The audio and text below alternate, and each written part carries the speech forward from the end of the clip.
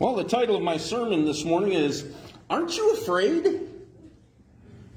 Now, we're going to be in the book of Luke, chapter 23, starting in verse 38, but we're not going to be there until the end of service, because I'm going to take that passage as our key verse, or key passage, but it will be at the end for emphasis.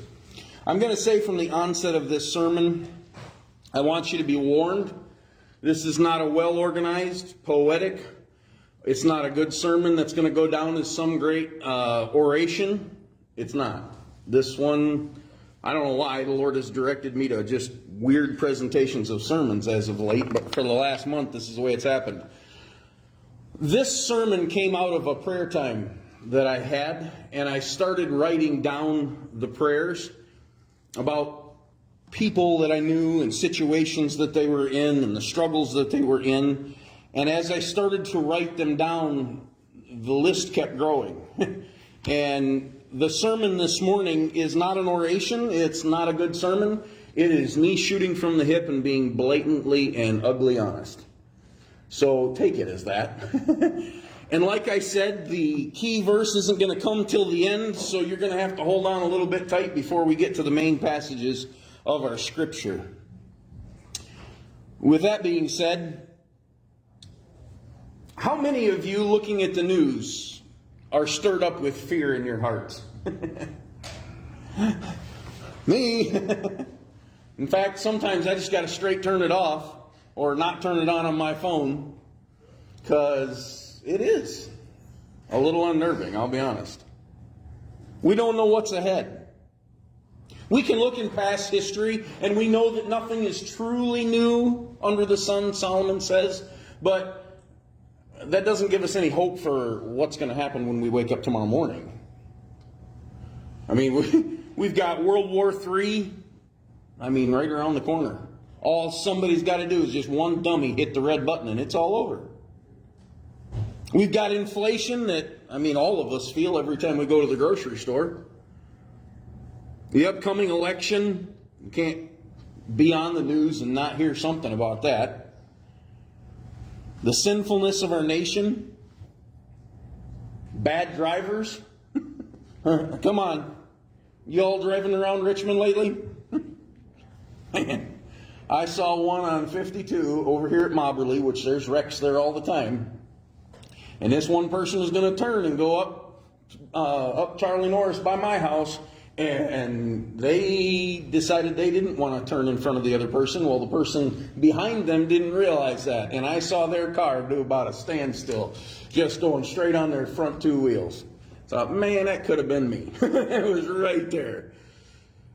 How about this? Do you worry about bad cooks? Are you scared of bad cooks when you go to the restaurant? I drove by Charlie's yesterday. And I was thinking about it as I drove by. And I remember one of the guys that would come to our church sprayed that place for bugs. And he said, if you saw what I saw when I sprayed it, you'd never eat there again. He said that, and within a few months, they closed the place down permanently. I remember at my last church, my granddad, before he retired, had just started preaching at the church that we were at. And one of the board members wanted to take their pastor out for the best Mexican restaurant in town, or at least what they thought it was. Well, my granddad was raised on the farm in Upper Michigan. He was a meat and potatoes guy. He didn't go south. And so for spicy or Mexican food, that was not his forte.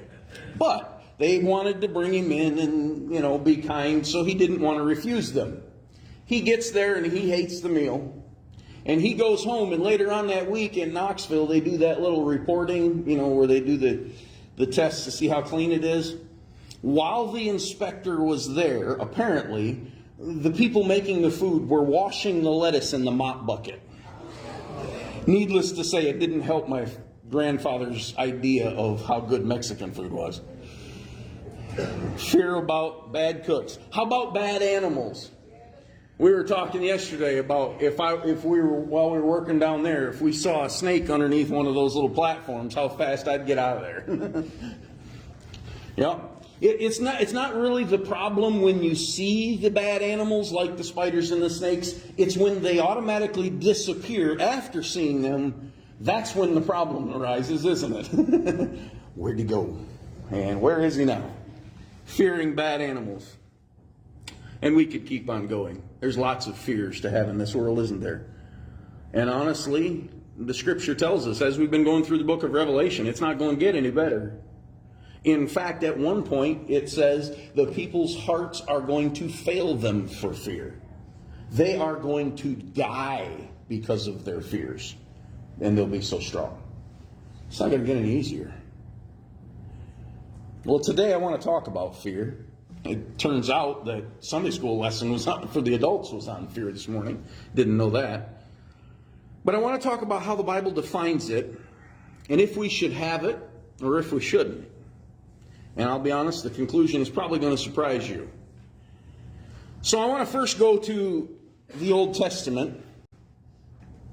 When you want to find out something from the Bible, usually when you're finding especially a topic or a word, an idea, the most poignant place to find it is the first place you find it. Now, in the Old Testament, in the Hebrew, there's two words for fear. One is morah, and the other is yare. Morah, you find the first place is in Genesis chapter 9, verse 2. And the fear, the morah of you, and the dread of you shall be on every beast of the earth, and every bird of the air, on all that move on the earth, and all of the fish on the sea. They are given into your hand. Now what's interesting is, this is God speaking to Noah right after the flood. They get off the boat, and this is what God says to him, that up until this point, the animals never had fear of Noah or humanity. But after the flood, they would. Do you know why? God explains it in verse 3. They taste good. Every moving thing that lives shall be food for you. So apparently some of those really dangerous foods that we thought we couldn't eat, those meats, we've just been doing it wrong all along, and we got to figure out how to do it better. But God gave us the animals to eat. Because of that, the animals live in dread and fear of humanity. Well, if, let's put it this way. You want to decide to go on a trip, and you come across the tribe, maybe in Africa or somewhere. You might have the fear or the dread that if I go into their midst, I might be the menu, right? We would dread that. There was one goofy guy that was doing a video series, and he was all sure of himself. And the last video they have of him is these tribal men putting their arms around him and just bring him into camp. And they found his bones later. It puts a dread or a fear in us. There's another fear that's in the Bible, and this is actually the first word of fear that's found. It's in Genesis chapter 3, verse 10. Immediately after Adam and Eve sinned, this is what Adam said. I heard your voice in the garden, and I was afraid. I was yare, because I was naked and I hid myself. Adam had a different fear. It was not a fear that God would destroy him, would devour him, eat him up. No, it was a fear because he knew that he had sinned. And he knew that there was going to be repercussions for that, if I can get that word out of my mouth. Every time sin comes around, there is that bottom fear. Because we know that God is just. It's a reverence. There was, growing up, this will just tell you who I was. So, I was a pastor's kid. To this day, I can't nap during the day very easily because of one circumstance that happened when I was a child. The sun was shining in Sunday afternoon, and I was laying on that long shag carpet, that they had back in the 70s, And I'm laying there and just soaking in the sun, and I'm sleeping. And in the midst of my dream, I don't exactly remember what the dream was, but I do remember what the last word of that dream was. And it was something that I would have never said in front of my dad without getting in a lot of trouble. And I woke up as I was getting it out of my mouth audibly. It scared me so bad that to this day I have trouble sleeping in the day. And it's no joke. there was things I didn't say in front of my dad unless I wanted some severe repercussions for doing so. You know what I mean? It's not that I think my dad was going to destroy me and tear me up. No, it was that there was going to be judgment for my evil doing, my wrongdoing. I was going to get punished. And that's what Adam experienced here. Now, if we go to fear in the New Testament, there's also two different words for fear. One is phobio. If it sounds familiar to an English word, it's where we get our word phobia. It means to be alarmed, to be scared. It means that's what happens when you don't see the snake there anymore and you don't know where he's at. At least for your pastor. You don't ever have to worry about us passing out snakes at church because your pastor's not going to be the one to pick them up. I don't care if they're poisonous or not. First place that's found is in Matthew chapter 1 verse 20 in the New Testament, where the angel says to Joseph, Joseph, son of David, do not have a phobia of taking to you Mary your wife. That could probably go across the board for all guys about the morning of the wedding, right? We all get a little worried. Wow, I'm making a decision here that's going to be for the rest of my life. Joseph had it exponentially hard because Mary was pregnant. What was worse, she was pregnant with God's son. Woo!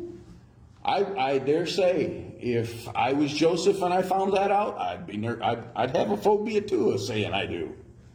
Well, that's the idea. It's a phobia. The other one, there's only one mention of it, and it's in 2 Timothy chapter 1, verse 7. It's called, the word is delia, and it means timidity, to be timid, to be shy about doing something that you knew you should. And to this, Paul tells his protege, Timothy, it says, for God has not given us a spirit of timidity or fear, but of power and of love, of sound mind. A.W. Tozer said this, a scared world, one that we live in, needs a fearless church. God didn't give us a heart of being timid. Now, that being said, that's the last time you're going to see that word in this sermon because it has nothing to do with the sermon, but it does say the word fear. We're not going to talk about timidity. We're going to talk about the phobias. All right? So the question is, to fear or not to fear? That's the question. And so I want to go to the proverbial horse's mouth, forgive the term. I'm going to go straight to the red letters. I'm going to go straight to Jesus' words. Jesus said, Matthew chapter 10, verse 28, do not fear those who kill the body but cannot kill the soul, but rather fear him who is able to destroy both soul and body in hell. Then in Matthew chapter 14, just a few chapters later, verses 26 and 27, the disciples are out in the water. It's a storm. They're thinking they're going to die, and all of a sudden, here comes Jesus walking on top of the water. Needless to say, that didn't help their situation out any. They said, it's a ghost, and they cried out for fear, for phobia. But immediately Jesus spoke to them and said, be of good cheer. It's I. Do not be afraid.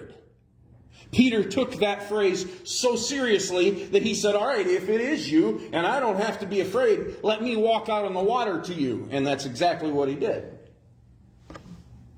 So what do we do with that? Jesus said, you are to fear. But then he turns around just a couple of chapters later to the same people. He says, oh, you don't have to fear. What do we do with that? Which one is it, Lord? Now, I'm not going to take these two passages out of context, but the answer is, which one is it? Well, it depends. Yes and no and both. And maybe is the answer we're looking for. As we've already mentioned, there are different types of fears. There's the terror of destruction. That's what the animals have for humanity. There's the reverence or dread of possible severity of punishment. That was what Adam had of God. There's a phobia. What might happen if I was in this situation or that? Or maybe it's a phobia of people, or maybe it's a phobia of God. Then there's also the timidity that we're not even going to talk about, even though I just did. Fear is a needed thing. All right, some of us are gentlemen in here. Would you be honest enough to say that when you were right out of high school, you probably needed more fear than what you actually had, and you did some things you really regretted because you just weren't having any fear? Yeah. I got Gary Jr. and I coming back from KMBC this way on the Mountain Parkway.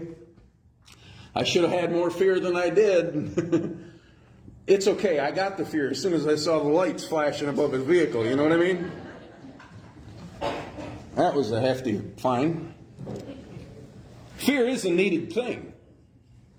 But depending on the object of our fear, it may be unnecessary. Because we put our phobias to objects that they don't deserve it. Know what I mean? I can outrun a snake. I shouldn't have that kind of phobia. No, I don't have a phobia. I can be around them as long as they're over there. Right? But we put phobias on things that they don't deserve it. What might this person say about me? What does it matter? Will they destroy me? Probably not. So let's go to the book of Proverbs. I want to show you the good side of fear, namely the fear of God. Proverbs chapter 1, verse 7. Now, this is going to be a little bit awkward the way it's worded. You'll see in parentheses and italics, that is the context of what Solomon is saying. In the boxes is added words so that we can understand what it's being said better. And then, of course, underlined is the fear of God. Proverbs chapter 1, verse 7 says, "The fear of the Lord is the beginning of knowledge, but fools despise wisdom and instruction." You know, it took me a while, but I had some people trying to invest knowledge into me. But I was a fool and didn't take it. And so I got 6 seatbelt violations while I was down in Tennessee before I left that last year. Because I'm not going to wear my seatbelt. Well, they kept pulling me over and giving me information. It's $50 each time you do this, dummy. Right? The fear of the Lord is the beginning of knowledge. Once we understand that there's a God in heaven and that we are responsible for what we do on this earth to Him, that starts putting knowledge in our brain. If we're a fool, we despise it. Proverbs chapter 2, verse 5. Solomon says, "When you seek for wisdom and discernment as hidden treasure or silver," in the previous verses, in verse 5 he says, "then you will understand the fear of the Lord and find the knowledge of God." The fear of the Lord is not only the beginning of knowledge, it's the progress of continuing to find knowledge of who He is. But it also gives understanding. Knowledge, I could give you a book, you could read it, you could recite it. It doesn't do you any good if it's in German. You don't do German. Now, if it was Russian, Joseph would probably get some of it. But if I give it to you in a language that you don't understand, if I give it to you in Chinese, well, it might as well be Greek to you, right? Knowledge doesn't do you any good if you can't apply it. The fear of God is the beginning of that knowledge. But as you continue in the fear of God, you begin to get understanding about that knowledge. You start putting 2 and 2 together. Proverbs chapter 9, verse 10 says, "The fear of the Lord is the beginning of wisdom, and the knowledge of the Holy One is understanding." So not only is it information, not only is it beginning to you're understanding that knowledge, now you're getting wisdom. Wisdom is applied knowledge. Now you know what to do with it.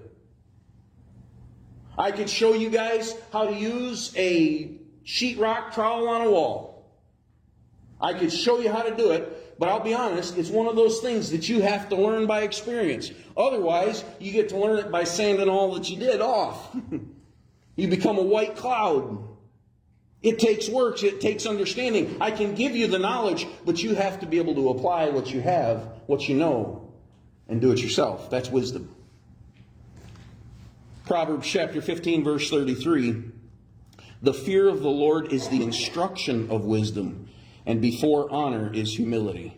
It's amazing. Once you start becoming wise, knowing how to apply what you know, you become humble. Because you realize, well, I don't have all that I need to know. There's a lot more of that I got to get. Note, you got to excuse my title. Godly fear for intellectual applicability. I didn't know how to say that in any English word that we could understand. We use godly fear to know how to apply what we know. If you do not have godly fear, go back to verse 7. You're a fool. And you get to learn it the hard way. But that's not all godly fear is good for. Godly fear is also good for prosperity of life. Proverbs 14:26. The fear of the Lord, there is strong confidence, and his children will have place of refuge. You can walk around like you got the thing going on. Because God's your protector. If you have a fear of God, you stay under his umbrella like we talked about last week. He protects you there. Proverbs 15:16. Better is a little with the fear of the Lord than great treasure with trouble. Well, we can look at government for that one and say, yeah, we can see that. We don't have to learn that. We know we can look at their life and get it. You may have a lot in this life financially, but if you don't have the fear of the Lord, you're in trouble. Proverbs 22, verse 4. By humility and the fear of the Lord are riches and honor and life. The closer you draw to the Lord with humility, look what it says. This is a promise from the Lord, are riches and honor and life. The fear of the Lord is prosperity. 14:27. The fear of the Lord is a fountain of life, to turn one way from the snares of death. God will direct you as you fear him to stay out of the traps. Proverbs 19:23. The fear of the Lord leads to life, and he who has it will abide in satisfaction. He will not be visited with evil. The fear of the Lord not only is a fountain of life, it leads to life. And then Proverbs 10:27, the fear of the Lord prolongs days, so it prolongs your life. Sounds like it's a pretty good thing. But the years of the wicked are shortened. That song says only the good die young's wrong. Because usually, I don't know. I've known some of my friends that they weren't good when they died, and they died young. Because they were being foolish. I won't go into details. Also, godly fear for purity, for holiness. Proverbs 1:29. Because the hatred of knowledge, they refused to listen to the counsel that he was giving them, and did not choose the fear of the Lord. In the next coming verses it says, I won't even answer their cries, and when calamity happens, I'll laugh. That's what God says. And before you judge God too heavily, I'll be honest, I watch those short videos where people are doing really foolish things and bad things happen. You know, like trying to bounce around as a chicken and breaking your nose. But I won't mention names. She's fine. She's at home. Oh. She must be watching. That happened this week. Proverbs chapter 16, verse 6. In mercy and truth, atonement, being at one with God, is provided for iniquity. And by the fear of the Lord, one departs from evil. If you have a fear for the Lord, you're not going to do some of the things you used to, because you don't want the judgment that comes with it. Proverbs 8:13. The fear of the Lord is to hate evil, pride and arrogance, and the evil way, and the perverse mouth I hate. As you continue to fear the Lord, you begin to hate the evil that has destroyed our world and destroys lives. Proverbs 23, verse 17 and 18. Do not let your heart envy sinners, but be zealous for the fear of the Lord all the day. All the day. For surely there is a hereafter, and your hope will not be cut off. You know, as you have a fear for the Lord and you continually and passionately seek him, you realize this isn't all there is. When we take our last breath here, that's not all that's going to be. And it changes how we live, what we say, and what we do. So the fear of the Lord can be a good thing. But I want to go back and say, to fear or not to fear. because we see the good side of it. But should we continue in fear? Are we to fear those who can only kill us? Not by what Jesus says. Or are we to fear situations that can only kill us? Not what from Jesus says. Jesus calls them unnecessary fears. I don't know. Going into those situations, I usually find those as necessary fears, but Jesus doesn't. Jesus, over and over again in the Scriptures, he tells his disciples and his followers, don't worry, don't fear. Don't let fear trap you. It doesn't matter if you're in the middle of a boat and there's a storm going on and you're worried for your life. You don't have to fear that, because I'm with you. That's what he said down there, right? Do not be of good cheer. Don't be afraid. Why? I'm here. It's me. It doesn't matter if they're trying to kill you. It doesn't matter if you are standing before the authorities and the rulers of the country and you've got to give a confession of your faith and you might die for it. Jesus said, hey, when you're standing up there before everybody, you don't even have to worry about what you're going to say. I'll take care of it because I'm with you. But here's where the problem is. There's a lot of unnecessary fears, but here's where fear is important. Here's where the problem is. Here's where we need to fear. When he isn't in the situation. Or that you don't have the fear of the Lord, knowing that your body can be sent into hell and your soul burn there for eternity. You don't have to worry if they're going to kill you as long as he's with you. But if he's not with you, you'd better fear every situation you're in. You'd better fear walking down the side of the road. I was going down Charlie Norris, going home. In one of the nice sharp curves. Charlie Norris is a skinny road anyway. And there was a joker in the middle of the night. It was after we left here. So it was like 11:30 midnight, something on Friday night. And there was a joker in that curve walking on the side of the road, walking my direction as I'm driving with a dark colored shirt. There was fear in my heart, for that guy should have had fear that he didn't have. He was almost in the ditch with a bumper on his back. If you don't have Jesus with you, you'd better fear walking on the side of the road, because at any moment, your life could be called before you and you're spending eternity in hell.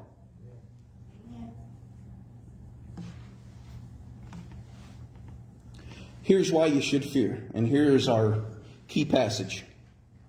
Luke chapter 23, verse 38.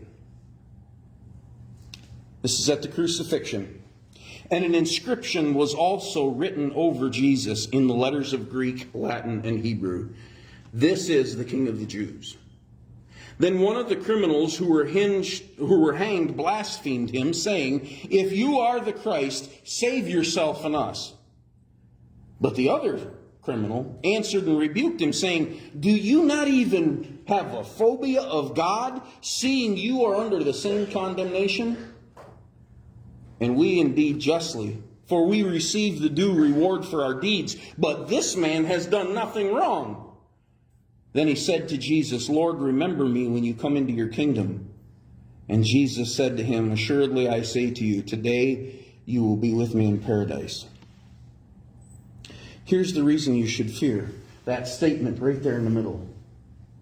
No, you're not hanging on a cross next to Jesus, but you're under the same condemnation. For all have sinned and fallen short of the glory of God. And the reward for our sin is death. All of us are going to die. There isn't any of us that are going to make it out of this situation alive unless the rapture comes. At one point, our breath will cease, and we don't know when that is. We'd like to think it's way out there, but even if it is, time is still short, isn't it? I'm looking around at my son at 15, and I realized at that point I was already 600 miles away from home in a boarding school. I don't have much time left with him. Life's short. And this one criminal hanging next to Jesus asks the proper question for us. Do we not even fear God? when time is this short. We're going to see him. We're going to stand before him. It's appointed unto man once to die, you ladies are included, and then the judgment. And everything you've ever done in your life will be put into a fire. And if the stuff doesn't come out, you're going in with it. It's not about the good that you do or the bad that you do. Don't get me wrong. It's whether Jesus saved you or not, and that's all about grace. But I can promise you this. If Jesus isn't with you right now, you're going in with all your works. And you'll be there for eternity. We are all under the same condemnation. Do you at least have the phobia of God when you're going to meet him face to face? I've heard some people say, oh, well, when I get to heaven, I'll explain. And then they tell about why they were doing this sin. Friday night, we went through 3 different passages talking about the throne room of God. Isaiah, who was a fairly good guy, when he saw God in all of his fullness on the throne, he said, woe is me, I'm going to be obliterated because I have a filthy mouth and I live in a people that have filthy mouths. That's what he said. Do you even fear God?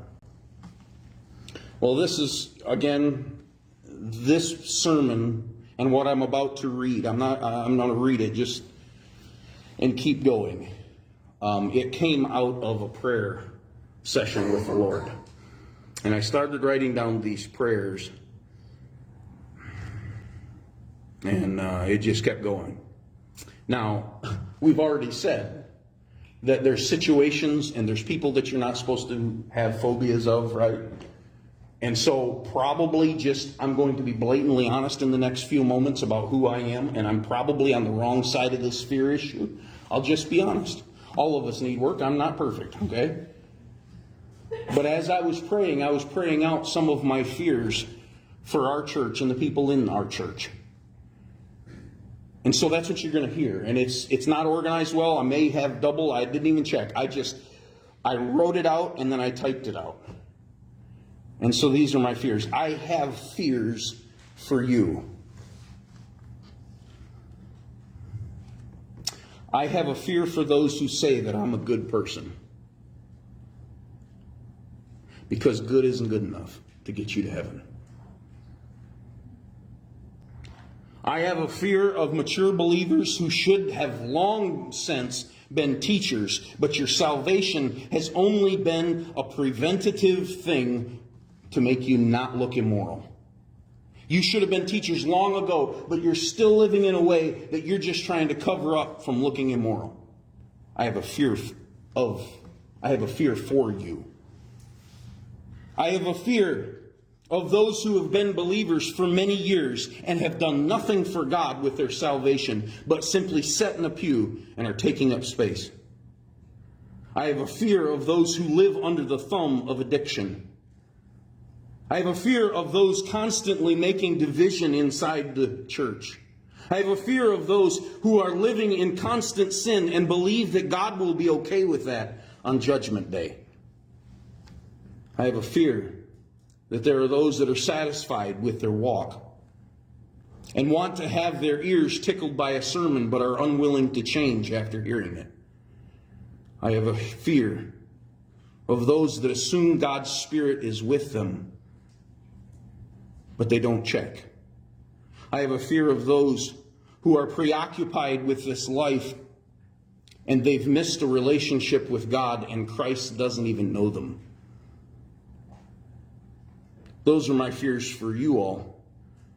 Here's the fears that I have in this prayer time.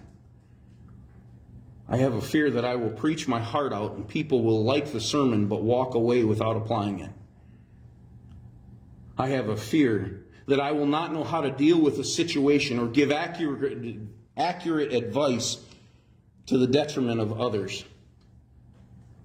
I have a fear that I will preach, teach, and live, and then find out that all of it was meaningless. Philippians chapter 2, verse 16. That I will give God a black eye. I have a fear that I worry more about people's souls than they do. And that's probably my biggest worry, is that I worry more about people's souls than they worry about their own souls.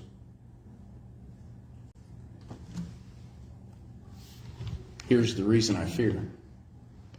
Whether it's right or wrong, whether I'm on the right side of this fear issue or not, the reason I fear is because there will be a day when all of our woulda, shoulda, and couldas won't matter anymore. It's too late.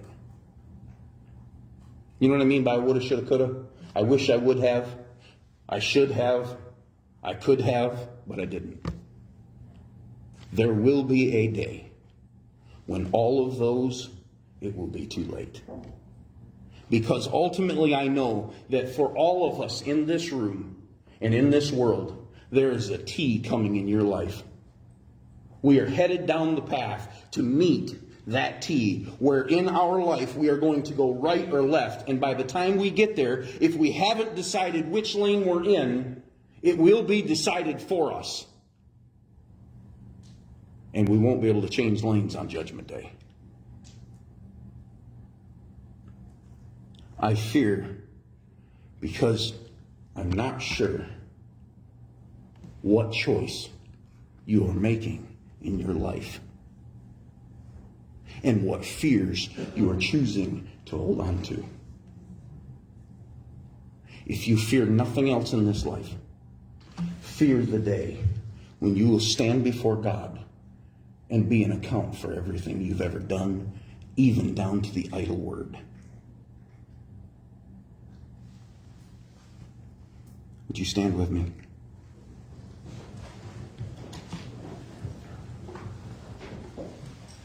Like I said, I know this wasn't a great oration. It wasn't a well-designed sermon.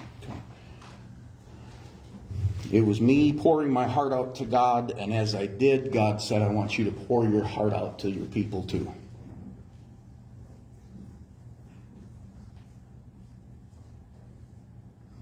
How's your fear of God? What are you taking for granted in your life right now? Do you know beyond a shadow of a doubt that His Spirit is with you because you just checked? Do you think that He's okay and He just kind of winks at your sin and that on Judgment Day everything's going to be copacetic? Are you living under the constant bombardment and thumb of addiction and can't get away from it? If your answer is yes to any of those or a whole plethora of more that the Holy Spirit is giving to you right now, we're going to sing. And I want you to come to the altar. We're not going to do any goofy things. I'm not going to try and hit you on the head and make you fall over. It's not me. I want you to know, not between me, Pastor Dan, and you. I want you to know between you and your Maker that when you meet Him on Judgment Day, you won't be burnt up. And you know what? That goes for the youngest saint, the oldest sinner, the oldest saint, and the youngest sinner in this room. It goes for everybody. Because I've known a lot of Christians that they get their fire insurance, they come down to an altar and they pray that God would forgive them, and then they walk out and they do nothing with their salvation, but they're just proud that they got their little paper to get them out of hell. I got real problems with that because I don't think that kind of paperwork works. As we sing, would you come? Again, I don't want you to know your personal business. You come up. I'm not going to ask you what your sins were. I'm not going to ask you what your fears are. That's not me. I'm going to come up. I'm going to come down beside you, and I will pray with you. And then you pray to God whatever your situation is. You need to be ready for this day because we don't know when it's coming. Page 329. Hi, everyone. Thank you so much for watching. It really does mean the world to me that you're getting a blessing out of it. If this video was a blessing, make sure to hit that thumbs up button for me. That way other people can find it as well. Here in the link section, you'll find playlists and new videos that we put out. We try to do 2 or 3 a week. You can also subscribe to the channel by pressing on my face and then hitting the bell icon, and that will alert you to new videos. May God richly bless you.